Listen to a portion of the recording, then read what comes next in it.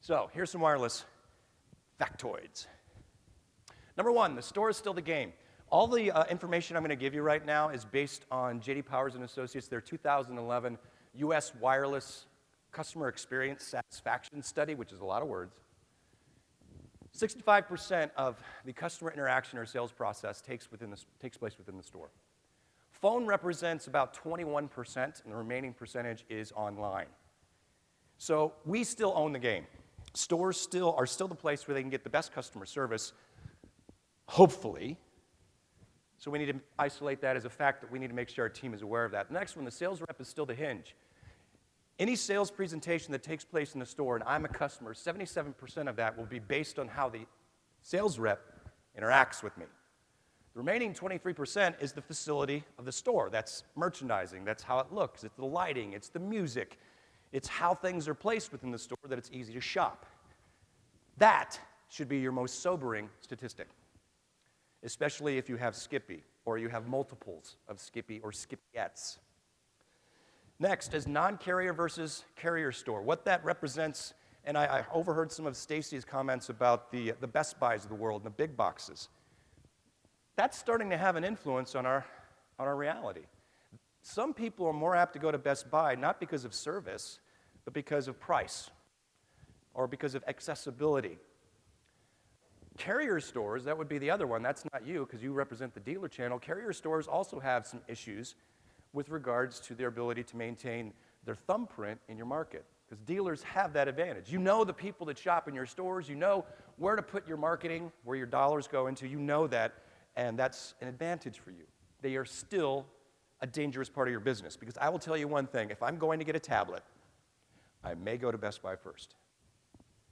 Now, if that makes you mad, get over it, because that's the customer reality these days. We can't say that they don't. So we have to come up with a strategy that when they're in the store, we're maximizing that 77%.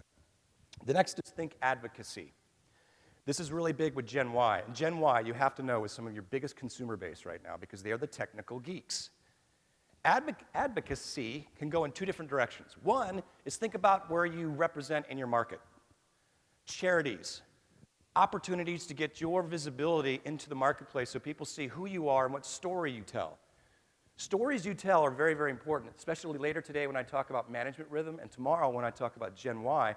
Story to tell is huge with this generation.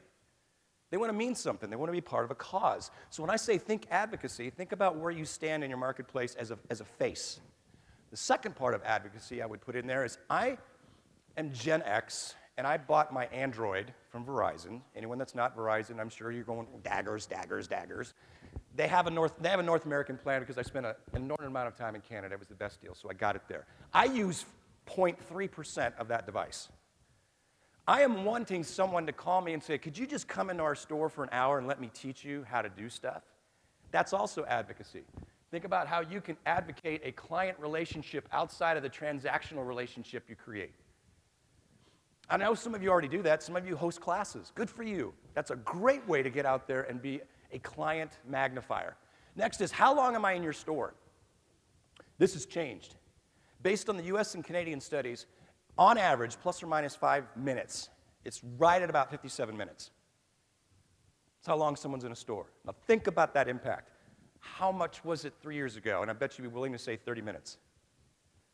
4 years ago, when smartphones really started to take shape. And right now, you know that smartphones represent anywhere from 50 to 60% of your take rate.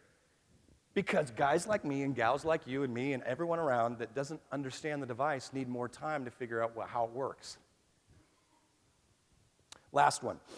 Walmart doesn't pressure anyone. Here's why I put that up there.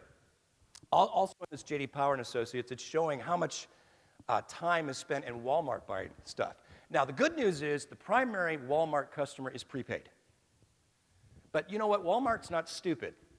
They're going to figure out some stuff, and they will be eroding some of the business just because they do have a huge amount of people coming in. So the study shows that while there is pressure felt in carrier stores to make the sale, that doesn't exist at Walmart. Now, the adverse side of that is that that's because those guys and gals are not educated and how the things work, so they're not pressuring what they don't know. So there's a plus side to that. But I thought you should make yourself very, very aware of that because this is part of your reality. Now, also from the study, I've got some other factoids I'd want to share with you guys. This shows the percentage of time that this sales rep behavior is being done in the US. I also have Canada, but I'm going to run through, for the sake of time, I'm going to hit the US. Asked about reasons for subscribing. It's done 32% of the time. This is on average. Again, J.D. Power, this is the US wireless study. Offered to demonstrate, explain phone operations. 72% of the time that's done. Next, provided literature about service plans. 76. Explained network coverage availability. 42%. Explained extra service plan options. It's 67%. Explained number of minutes in plans. 67%. Notified about possible extra charges. 61%. Nice averages there. Demonstrated and explained phone features, 66%. And I love this, offered to assist with accessories, 81% of the time. So we're really good about accessorizing our devices. Explained data plan service options at 71. Thanked for business. This is the single most awesome number, 92% of the time. That beats the tar out of Canada, by the way, for those of you who I know who are from the Canadian market.